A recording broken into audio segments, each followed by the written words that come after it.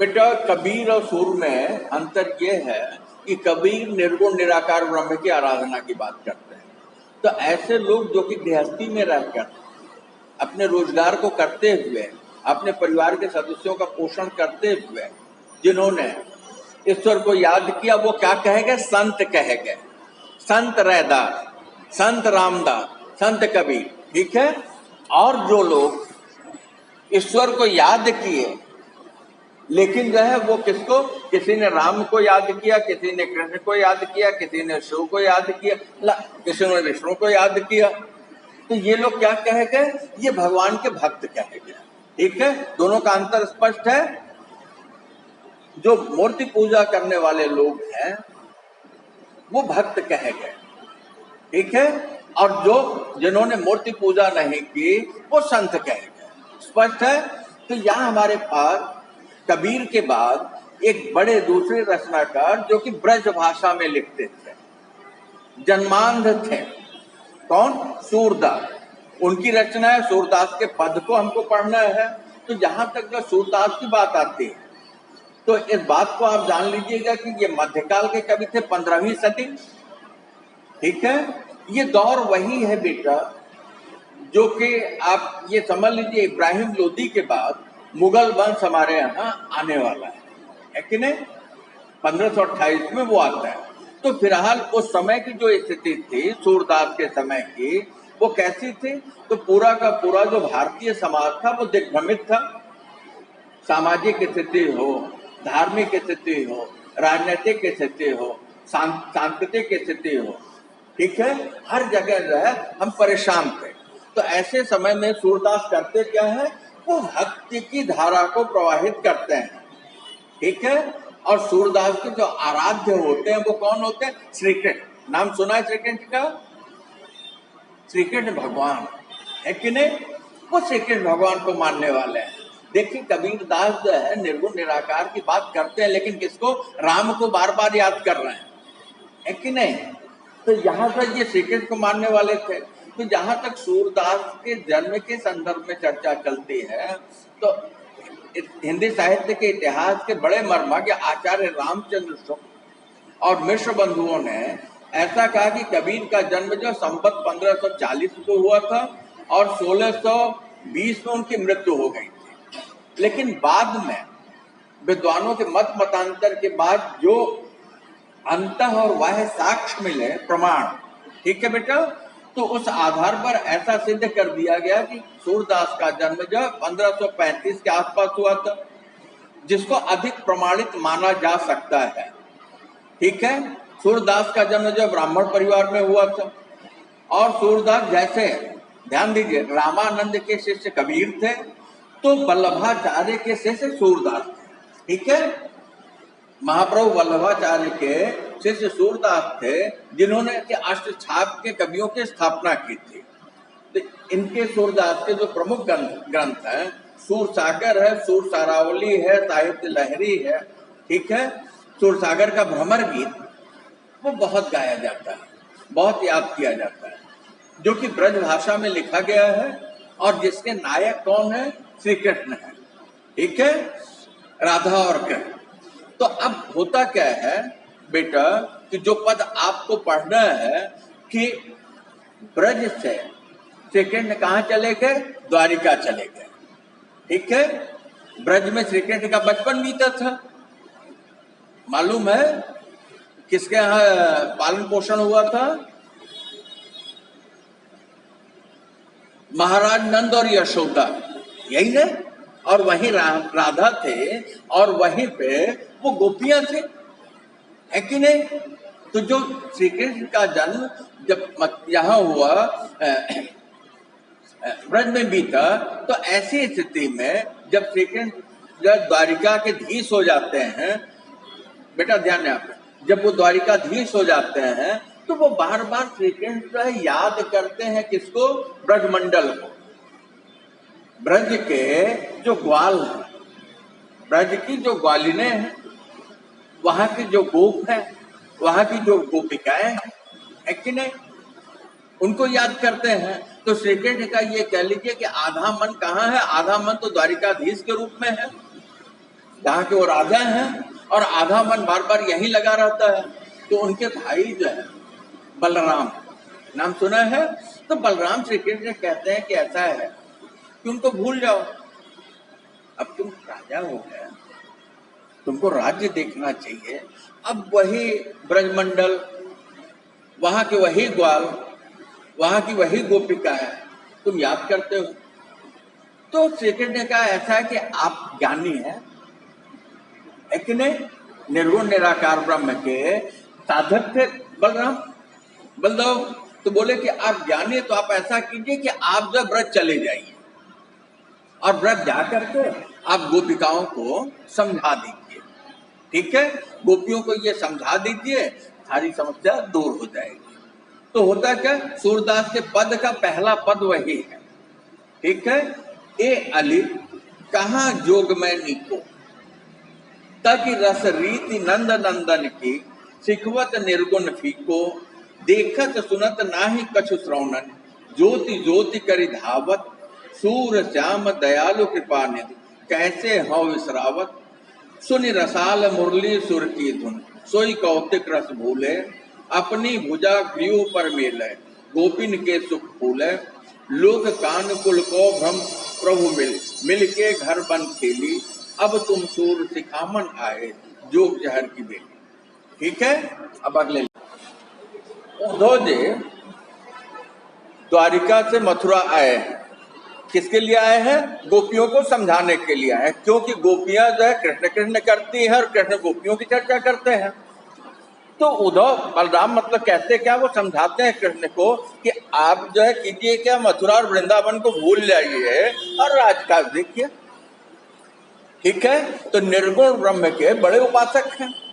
तो श्री कृष्ण कहते हैं कि ऐसा कि आप जाइए और जाकर के उनको समझा दीजिए, वो मान जाए तो मेरा मन वहां नहीं रहेगा, ठीक है। तो उद्धव वही आए हैं, गोपियों को समझा रहे हैं। ए अली कहाँ जोग में नीको, तज रसनीत नंद नंदन की, सिखवत निर्गुण फीको, देखत सुनत। कहते हैं कि हे अली, किसके लिए? उद्धव के लिए संबोधन है। कहाँ जोग में नीको, हम लोग जो है निर्गुण योग के, निर्गुण उपासना के योग्य कहाँ हैं, है कि नहीं? ऐसा योग जो है वो हमारे साथ, जो ऐसा संयोग हमारे साथ नहीं है, उसके लिए हम ठीक नहीं है। तज रस रीति नंद नंदन को, क्योंकि कहा योग में नहीं को हमारे योग्य क्यों नहीं है? कहते तज रसनीत, तज मतलब छोड़कर, रसनीत रस, श्री कृष्ण के प्रेम का जो रस है, नंद नंदन की, नंद के जो लाल हैं, नंदलाल श्री कृष्ण जो है, उनके रस की रीति को छोड़कर, उनके प्रेम को छोड़कर, सिखवत निर्गुण फीको, सिखवत सिखा रहे हो निर्गुण निर्गुण निराकार ब्रह्म की बात। वो कैसा है? वो तो फीका है श्री कृष्ण के प्रेम के आगे। निर्गुण निराकार की बात जो है वो कैसी हमारे लिए फीकी है, हम उसको सीख ही नहीं सकते। क्या कहते? देखत सुनत नाही कछु श्रवणन, ज्योति ज्योति कर धावत, क्योंकि तुम्हारा जो निर्गुण निराकार ब्रह्म है वो तो हमें क्या न दिखाई पड़ता है न सुनाई पड़ता है कि नहीं? और न जो है वो करता क्या है कि हमारे आसपास उसका आभास होता है। तो देखत सुनत नाही कछु, ज्योति ज्योति, केवल जब प्रकाश है प्रकाश है प्रकाश है, ब्रह्म है ब्रह्म है ब्रह्म है, केवल उसके पीछे भागते रहने से तो काम नहीं चलेगा। सुंदर श्याम दयालु कृपानिधि, कैसे हम विश्राम कहते हैं, ऐसी स्थिति में हमारे जो श्याम, श्याम श्री कृष्ण का नाम है, ठीक है, वो कैसे सुंदर है, श्याम सुंदर जो श्री कृष्ण का नाम है, कहते हैं सुंदर श्याम दयालु कृपानिधि, वो कैसे, वो दया करने वाले हैं, कृपानिधि, कृपा के निधान है हमारे जो श्याम सुंदर हैं, वो कृपा करने वाले हैं। कैसे हो विश्रावत, मतलब किस तरह से हो, मतलब उनको, विश्रावत मतलब भूल जाए, हम उनको कैसे भूल जाए? आप ये बताइए, हमारे श्री कृष्ण दया के सिंधु है, नंद नंदन है, रस की रीत है, तो उनको जो भूल करके हम निर्गुण ब्रह्म की साधना करें? सुन रसाल मुरली सुर की धुन, सोई कौतुक रस बोले, कहते कि सुन करके रसाल ये जो होठ है इसके लिए संबोधन है। तो यहाँ जाकर के मुरली बजती है, कहते सुन रसाल मुरली सुर की ध्वनि। मुरली जब वो अपने रसाल से, अपने होठों से बजाते हैं तो उससे निकलने वाली जो ध्वनि है वो ध्वनि कहते सुमधुर है, जिसे हम क्या करते हैं, हमारे सामने बजाते हैं और हम सुनते हैं, है कि नहीं। हमारा ब्रह्म हमारे सामने, तो निर्गुण निराकार में भटकने क्यों जाए। गोपियों का तर्क अपना अपनी जगह बहुत मजबूत है। कहते सोई कौतुक रस भूलो, कहते कि वो जो कौतुक है, कौतुक मतलब क्रीड़ा, कहते सोई मतलब वह, रस मतलब आनंद, भूले क्या उसे जो है भूल गए या हम भूल जाए, संभव है नहीं भाई, संभव ही नहीं है। क्योंकि जो हमारे जीवन का जिया हुआ क्षण है वो बदलेगा, कहते कैसे भूल जाए आप बताइए। निर्गुण निराकार की बात कर रहे हैं तो आप बताइए। कहते अपनी भुजा ग्रीव पर मेले गोपिन के तो फूले, कहते कि अपनी दोनों भुजाओं को, जो ग्रीव मतलब होता है गर्दन, गर्दन में डाल के झूल जाना, ये क्या है, ये प्रेम का चरम है, यही ना। कहते अपनी भुजा ग्रीव पर मिले, ग्रीव मतलब गर्दन होता है, भुजा मतलब दोनों बाहें जो है, कहते मिला करके सीधे सीधे क्या गले लगाना, है कि नहीं। प्रेम का चर गोपिन के सुख फूले, कहते ऐसी स्थिति में गोप और गोपियों के साथ जो मिले, मिल करके जो है उसका जो सुख मिलता था, क्या ये बताइए जो है उसके समान ये होगा, सवाल ही नहीं है कि नहीं। कहते अपनी भुजा ग्रीव पर मेले गोपिन के सुख फूले, गोपियों के सुख से वो सुखी होते हैं और अपने सुख से गोपियों को सुखी करते हैं, ग्वालों को सुखी करते हैं। आप बताइए कहाँ जोग में निको, हम जो है कहाँ योग के योग्य हैं निर्गुण निराकार के। लोक कान कुल को भ्रम प्रभु मिल के घर बन खेली, कहते लोक कान, लोक मतलब होता है क्षेत्र जहां वो रहते हैं, लोक कान कहते हैं ऐसी स्थिति में कुल को भ्रम, कुल की मर्यादा, है कि नहीं, बहुत बड़ी बात होती है। लेकिन लोक की लज्जा को छोड़ करके, कुल की मर्यादा को छोड़ करके ब्रह्म प्रभु मिल मिल के घर बन के लिए, कहते ऐसी स्थिति में प्रभु से मिल करके हम घर बाहर जो है साथ साथ खेले हैं, लेकिन किसी भी तरीके का कोई बंधन नहीं रहा।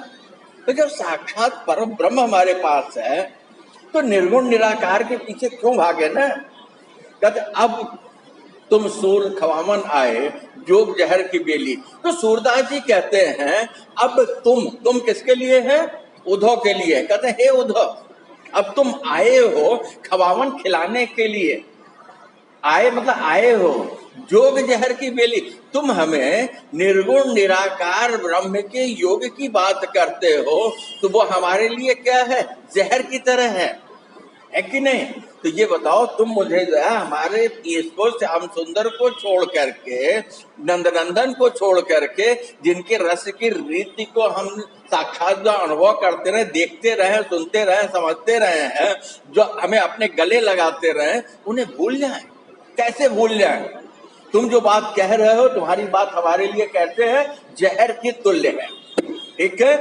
इन पंक्तियों में सूरदास जी बड़े ही अच्छी तरीके से, जब उद्धव जी आए हैं तो गोपियों ने कैसे उद्धव को भरपूर जो है निर्गुण निराकार ब्रह्म की साधना न करने के लिए अपने तर्क को रखा, अपनी बात को रखा कि नहीं हमें जो निर्गुण निराकार नहीं चाहिए। श्री कृष्ण भी तो यही कह रहे थे कि आप जाके समझा दीजिए। अखियां हरि दर्शन की भूखी, कैसे रहे रूप रस रांची, ये बतियां सुन रूखे, अवध गणत एकटक मग जोवत, तब एह नहीं सूखे, अब इन जोग संदेशन ओधो, अति अकुलानी दुखे, बारक वह मुख फेर दिखावो, दुह पह पीवत पतुके, सूर सिकट हट नाव चलायो, ये सरिता है सूखे। ठीक है, कहते हैं अखियां मतलब आंखें, हरि मतलब श्री के, हरि दर्शन विष्णु के लिए आता है, तो उनका होता है ना, कहते हैं अखियां हरि दर्शन की भूखी, ये आंखें जो है श्री कृष्ण के दर्शन की भूखी, इन्हें श्री कृष्ण के दर्शन को छोड़ करके और कुछ भी नहीं चाहिए, है कि नहीं। निर्गुण निराकार ब्रह्म या श्री कृष्ण की जगह और कोई विकल्प तो कहते कि नहीं नहीं, केवल उन्हीं के दर्शन की भूखी आंखें, आंखों की खुराक कौन है, श्री कृष्ण है। तो कैसे आंखों की खुराक पूरी होगी, जब श्री कृष्ण आए, तभी तो आंखें देखेंगी ना, या ये सेकंड के सामने जाए इच्छा पूरी। तो कहते हैं आंखियां हर दर्शन की भूख है, हमारी आंखों की एकमात्र भूख है कि इसे सेकंड दिखाई पड़े, सेकंड के अलावा ये दुनिया में कुछ और नहीं देखना चाहती। भक्ति का चरम है, प्रेम का चरम है कि नहीं? फिर क्या कहते, कैसे रहे रूप रस रांची ये बतिया सुन रुखी। कहते ऐसी स्थिति में वो जो सौंदर्य और रस से रचा हुआ मेरा प्रिय है, मेरा सुंदर श्याम है, कैसे रहे बताओ, उसको छोड़ करके किस तरह रहा जाए, है कि नहीं? रूप मतलब सौंदर्य है, रस मतलब प्रेम है, तरलता है, सरलता है। ये बतिया सुन लो कि आपकी ये जो बात है निर्गुण निराकार ब्रह्म के सिखावन के लिए जो आप आए हैं, ये बतिया मतलब ये मतलब ये बतिया मतलब बात, सुन मतलब सुन करके, तो आपकी बातें कैसी है हमारे लिए? कहते रूखी हैं, जिसमें जरा सी भी सुंदरता नहीं है, जिसमें जरा सी भी सरलता नहीं है, जिसमें जरा सी भी तरलता नहीं है, जिसमें जरा सा भी प्रेम नहीं है, जिसमें जरा सा भी अपनापन नहीं है। क्या शुष्कता है कि नहीं? आपकी बात कैसी है? निष्ठुर है, कठोर है। क्या कहते हैं? अवधि गणत एकटक मग जोवत तब यही नहीं झूठी। कहते हैं कि अवधि मतलब होता है समय, अवधि समय, गणत गिन रही है, कब से? जब से सेकंड गए हैं द्वारिका। कहते अवध गणत एकटक, लगातार। एकटक देखने का मतलब कि बेटा यहाँ मेरी तरफ देखना, कि ये पलक जो है झपक के नीचे नहीं गिर रही है, कि ऐसा ना हो कि पलक झपके और सेकंड आ जाए, है कि नहीं? कहते हैं एकटक मग जोवत, मग मतलब होता है रास्ता, जोवत मतलब जोहना, इंतजार करना। ये आंखें जो है उसी रास्ते को देख रही हैं, एकटक टकटकी लगाए हुए, जरा सी भी ये उस रास्ते को छोड़ करके जिधर से वो गए हैं, तो ये आशा है कि लौट के आएंगे तो उसी रास्ते आएंगे। कहते अवधि गणत एकटक मग जोवत। कहते कि ये समय की गणना कर रही हैं, समय का इंतजार कर रही हैं, और उस रास्ते पर जो है एक टकटकी लगाए हुए वो जोह रही हैं, इंतजार कर रही हैं। तब यही नहीं झूठी। कहते ऐसी स्थिति में ऐसा करते समय, तब मतलब वैसा करते समय, एति मतलब ये, नहीं मतलब नहीं, झूठी मतलब झुलसे, तो लगातार देखे चली जा रही हैं निर्निवेश, लेकिन ये आंखें जो नहीं झुलती, आंखें नहीं बंद हुई। लेकिन अभी आपने जो बात कही निर्गुण निराकार ब्रह्म की जो सिखावन दी, तो ये आंखें अब झुलस रही है कि नहीं? क्योंकि क्या, जहां जो वो आशा मरने जा रही है, आप आकर के निर्गुण निराकार की बात बता रहे हो, और आंखों को क्या चाहिए? आंखों को तो श्याम दिखना चाहिए, और निर्गुण निराकार कभी दिखाई पड़ता है? नहीं दिखाई पड़ता।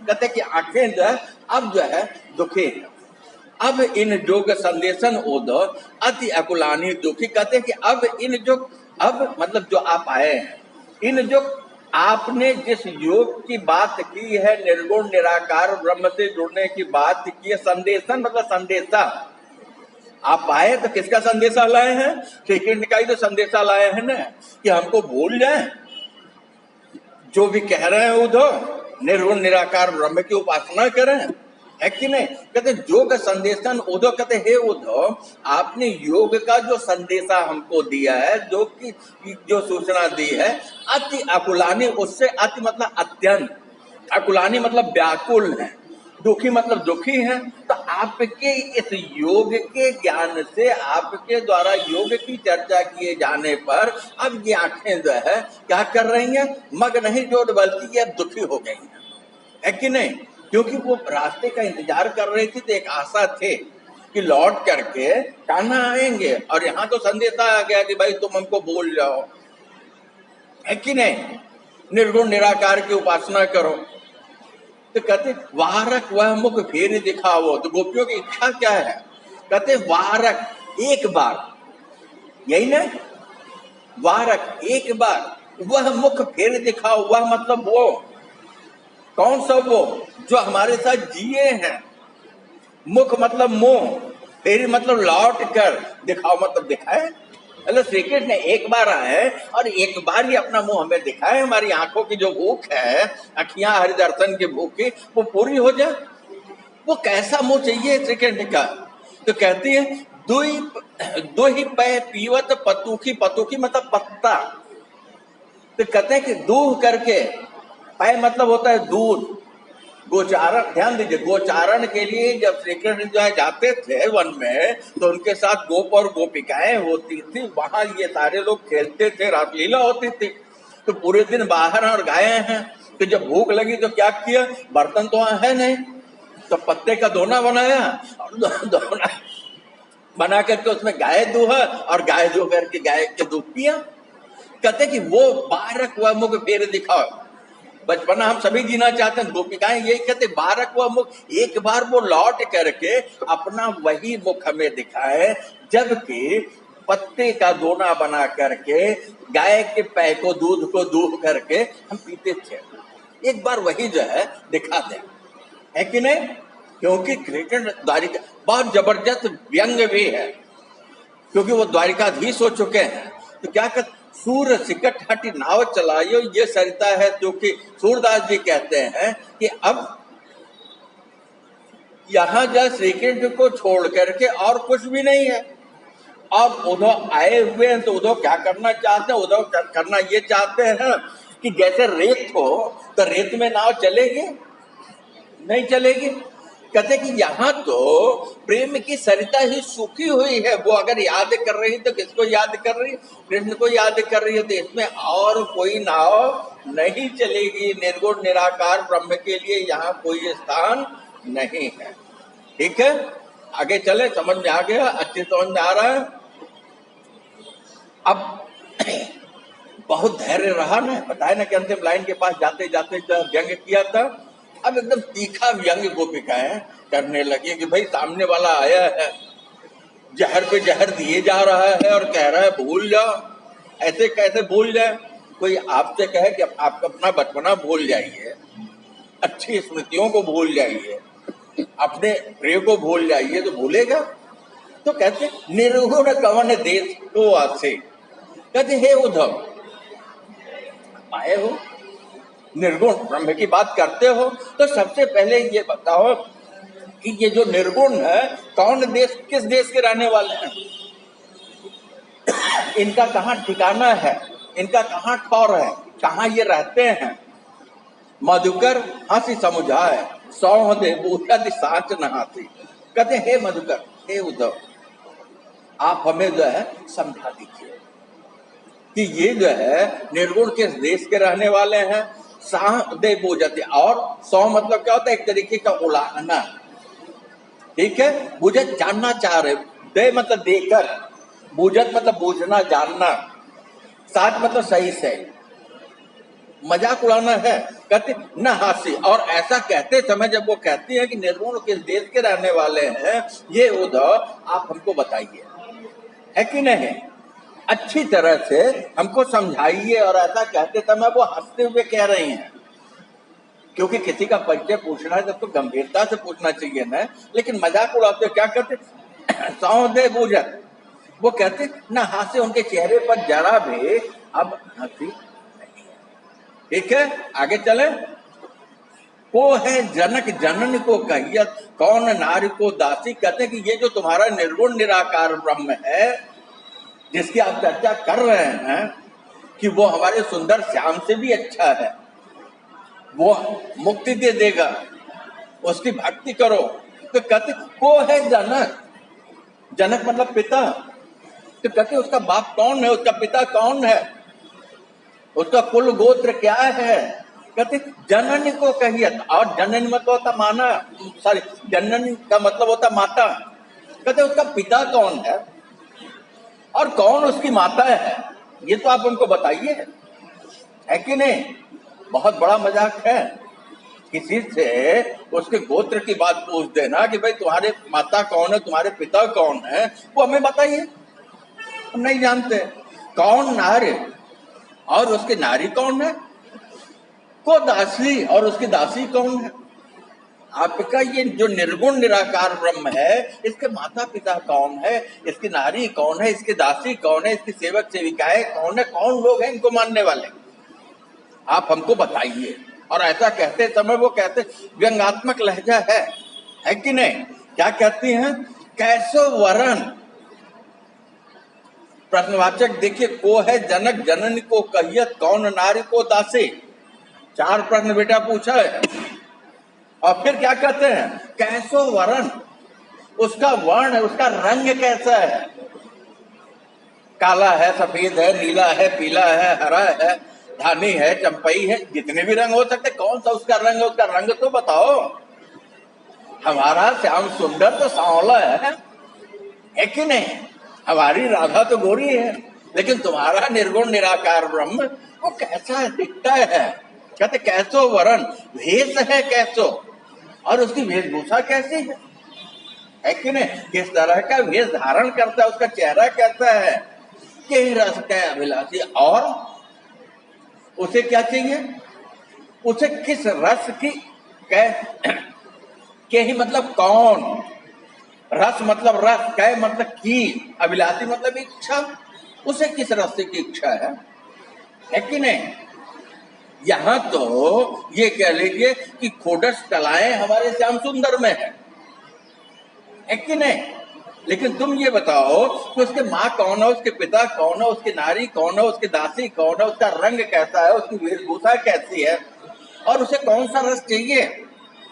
हम तो केवल प्रेम रस की भूखे हैं, श्री कृष्ण के प्रेम के रंग में रंगे हैं, तो हमें तो कुछ नहीं चाहिए। और हमारे कान्हा को, हमारे श्याम सुंदर को, हमारे कन्हैया को, हमारे कृष्ण को, हमारे प्रिय को इसके अलावा कुछ नहीं चाहिए, ऐसा हम जानते हैं। इसके लिए हम इंतजार कर रही हैं, हमारी आंखें उसी के भूखी हैं, है कि नहीं।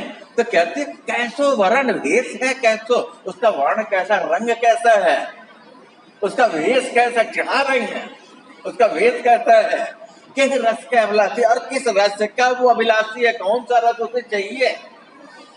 पावे पुन कियो आपने, जोरे कहोगे गासी। कहते हैं ऐसी स्थिति में पाओगे पुण्य कियो आपनो, कहते हैं कि वो जो है पाएंगे।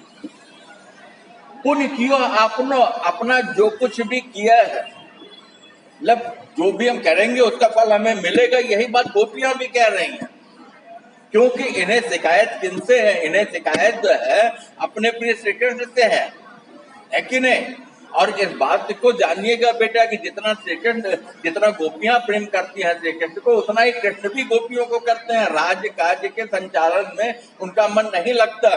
और उद्धव यही समझाते हैं कि अब आप द्वारिकाधीश हैं, आप जो है मथुरा वृंदावन के ग्वाल नहीं हैं, आपको राजा की भूमिका में होना चाहिए। और बार बार इनका मन कहाँ है, मथुरा वृंदावन की गलियों में है, गोपर गोपिकाओं के पास।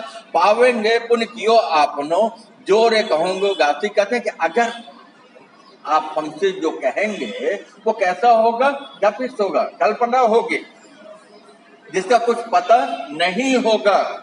सुनत मोहन रहे ठगोस, सूर सबे मतनासी। क्या हुआ, वो कहते हैं कि जैसा पावेंगे पुण्य, पुण्य मतलब पुनः, पावेंगे पाएंगे, कियो किया हुआ, आपनो अपना, जो कुछ भी किया है अपना उसका फल पाएंगे। जो कहोगे गाते, अगर जो है आप सही कहेंगे तो। क्या कहते, सुनत मौन है। तो जब गोपियां ये बात कह रहे थे तो उद्धव की स्थिति क्या थी, सारी गोपियां बोलती रही होंगी। और इतने सवाल आ गए, किसके लिए आ गए, उसके लिए आ गए जिसे कि आदर्श मान करके उद्धव लेके आए थे गोपियों को समझाने के लिए। और यहाँ तो उसकी नवैयत के ऊपर, उसकी पहचान के ऊपर प्रश्न खड़ा हो गया। भाई अगर हम आपको नहीं जानते हैं तो आपके विचार को कैसे मानेंगे ना, जानना समझना तो पड़ेगा। तो गोपियां व्यंग करते हुए वो कह रहे थे, क्या कर, अब जब गोपियों का ये कहना सुना उद्धव ने, सुना तो मौन में रहो ठगो सो। कहते अब उद्धव की क्या स्थिति है, सुनते हुए मौन रहे, बोले क्या। निर्गुण निराकार ब्रह्म का पिता कौन है, माँ कौन है, कोई बता पाएगा, है कि नहीं। उसकी पत्नी कौन है, उसकी दासी कौन है, उसका रंग क्या है, उसका रूप क्या है, उसका स्वाद कैसा है, वो कैसा दिखता है, कोई बता पाएगा। वो तो अनुभव की चीज है कि नहीं। तो कहते सुना तो मौन व रहो ठगो सो, जैसे जो है ठग लिए गए हों।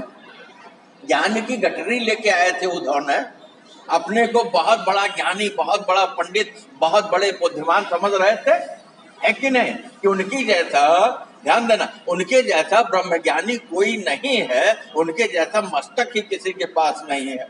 लेकिन यहाँ आए तो क्या हुआ? गोपियों के सामने ठगे रह गए। अरे बाप रे, ये प्रेम, ये समर्पण, ये लगाओ, है कि नहीं? तो इनको तो समझाया ही नहीं जा सकता, क्योंकि जहां एक बार प्रेम का रंग भर गया, वहां जगह ही नहीं खाली है, तो कोई रंग चढ़ेगा? नहीं चढ़ेगा। और अगर उस पर कोई रंग चढ़ रहा है, इसका मतलब प्रेम नहीं है। इस बात को आप जान लीजिएगा। तो सुनत मन वह रहे हो ठगो सो, उधर ठगे के ठगे रह गए। यहां तो मैं आया था इनको समझाने के लिए, और इन्होंने उल्टे उद्धव को ज्ञान दे दिया। कहते सूर सभय मदिनासी। तो उद्धव जी कहते हैं, सूरदास जी कहते हैं कि उद्धव तो ठगे के ठगे रह गए। और उन्होंने कहा कि सभय मतलब सबकी, मति मतलब बुद्धि, नासी मतलब नष्ट हो गई। क्योंकि प्रेम का जो क्षेत्र है, किसका क्षेत्र है? हृदय का क्षेत्र है, भावना का क्षेत्र है, भाव का क्षेत्र है। बुद्धि क्या करती है? तर्क करती है, सवाल करती है, प्रश्न करती है। कहते हैं कहता इन सारे के सारे की जो है मति नष्ट हो गई है, ये तो केवल कन्हैया के प्रेम में विवल है। तो इस तरीके से उद्धव जब ठगे के ठगे रह गए। ठीक है, समझ में आया? परीक्षा में लिख लेंगे, नोट्स नहीं दूंगा। नहीं, नोट नहीं करता ही नहीं, नोट में देता ही नहीं, कभी नहीं देता, सालों साल से नहीं देता। टीवाई वालों से पूछ लीजिएगा, नहीं देता। आप एक बार नहीं 4 बार बोलिएगा, हम पढ़ा देंगे। रिकॉर्डिंग कर रहे हैं, यूट्यूब बना के भेज देंगे, लेकिन नोट्स नहीं देते।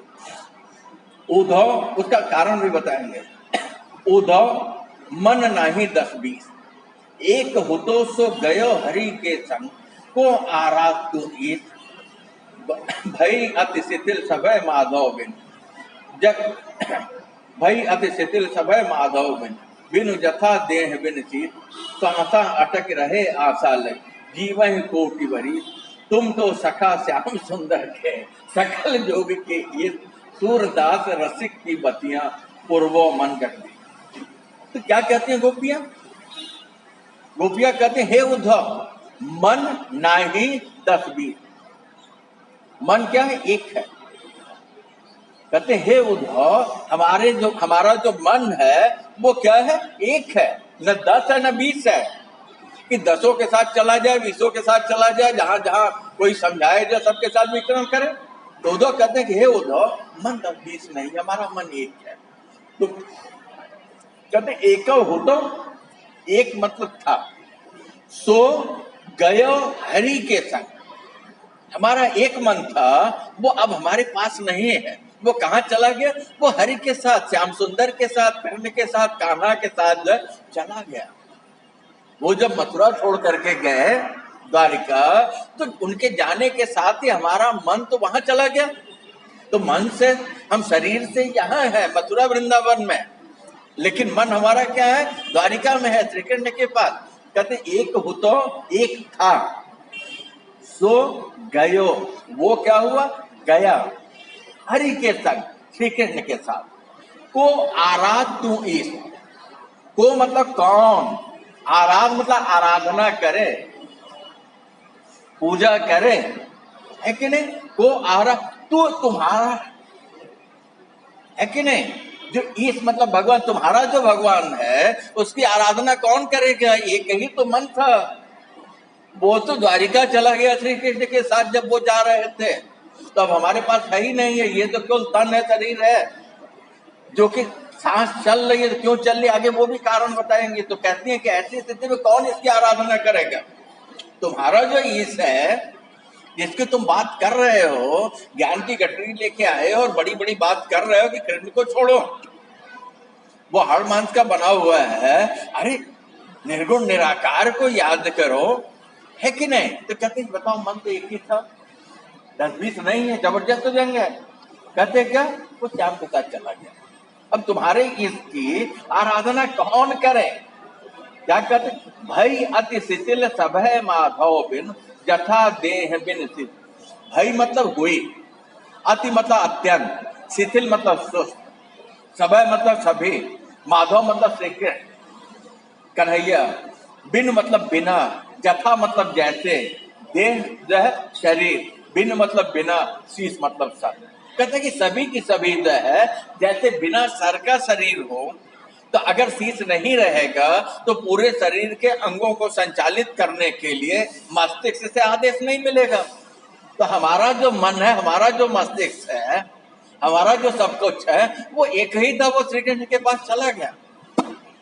यहाँ तो सारे के सारे जो तुमको दिखाई पड़ रहा है, आपको दिखाई पड़ रहा है, सभी शिथिल है, सुस्त है कि नहीं? हमारी स्थिति कैसे माधव के बिना, श्री कृष्ण के बिना कैसी है? तो कहते हैं कि बिना सर का जैसे शरीर हो। स्पष्ट है बेटा? आगे चले।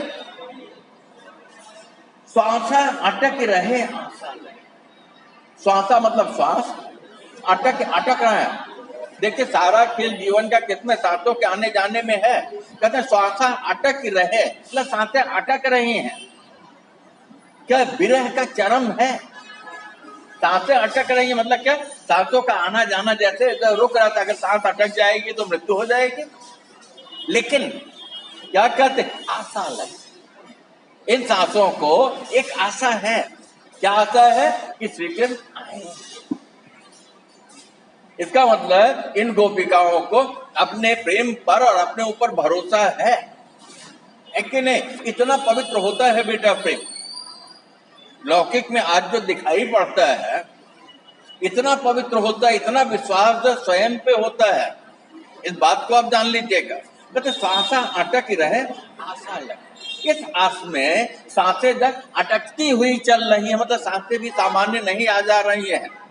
कहते जीव ही कोटि बरिस, कोटि मतलब करोड़ों, बरिस मतलब वर्ष, केवल एक आशा में कि श्री कृष्ण से मुलाकात होगी, कान्हा से मुलाकात होगी, करोड़ों वर्ष तक इसी तरह जो अटकते हुए सांसों। ये हमारे पास हमारा जो है मन और मस्तिष्क नहीं है। तुम तो सखा श्याम सुंदर के व्यंग कर रही हैं, ज्ञान की गठरी बन के आए थे ना। कहते तुम तो सखा, तुम मतलब तुम, तो मतलब हो, सखा मतलब मित्र, किसके? श्याम सुंदर के, श्री कृष्ण के सकल जोग के इस, जबरदस्त व्यंग किया ना कि मतलब इसके लिए सकल मतलब हर तरह से, योग मतलब जोग, निर्गुण ब्रह्म से जुड़ने की बात जो उद्धव कर रहे थे। ईश मतलब तुम्हारा जो ब्रह्म है, तो तुम श्री कृष्ण के सखा हो, इसके लिए तुम उस योग के हो, तुम निर्गुण निराकार से जुड़ो। और हम कृष्ण के सखा हैं तो हम कृष्ण से जुड़ेंगे, है कि नहीं? तुम तो सखा श्याम सुंदर के सकल जोग के ये सूरदास रसिक की बट्टियां पूर्व मन जगती। तो कहते हैं कि सूरदास जी कहते हैं कि रसिक जन की जो बतिया मतलब बातें हैं, पूर्व मन को संतुष्ट कर रही हैं। जगदीश मतलब किसके होगा? श्री कृष्ण के होगा। तो इस तरीके से गोपियां कहती है कि हे उद्धव, मन हमारे 10-20 नहीं है, हमारा मन एक था। वो श्री कृष्ण जब जा रहे थे तो श्री कृष्ण के साथ द्वारिका चला गया। तो तुम्हारा जो ईश है, इसकी आराधना कौन करेगा? हमारे शरीर तो कैसे शिथिल है, सुस्त है, कुछ करने के योग्य नहीं है। हमारी स्थिति कैसी है? जैसे बिना सर के, बिना मस्तिष्क के शरीर हो, कि स्वयं से अगर मस्तिष्क आदेश न दे तो ये हाथे नहीं चलेंगे, ये पलके नहीं चलेंगे, बोल नहीं पाएंगे, है कि नहीं? कहते हैं कि ऐसी स्थिति में हमारी सांसें तो अटक रही है, लेकिन एक आशा में कि नहीं 10 सेकंड आएंगे, अटकती हुई भी अभी चल रही है। तो गोपिया कहते कि ऐसा है कि तुम तो श्याम सुंदर के सखा हो और संपूर्ण योग के तुम योग हो, तो तुम जो है अपने ईश की आराधना करो। हमें तो हमारा ही ईश चाहिए, हमें तो हमारा ही कान्हा चाहिए। ये आपके चारों पद पूरे हो गए। इसका कैसे संदर्भ प्रसंग रहेगा? प्रस्तुत पंक्तियां मध्यकालीन और आधुनिक काव्य संग्रह के सूरदास के पद नामक पाठ से ली गई हैं। सूरदास जी इसमें जो है गोपियों और उद्धव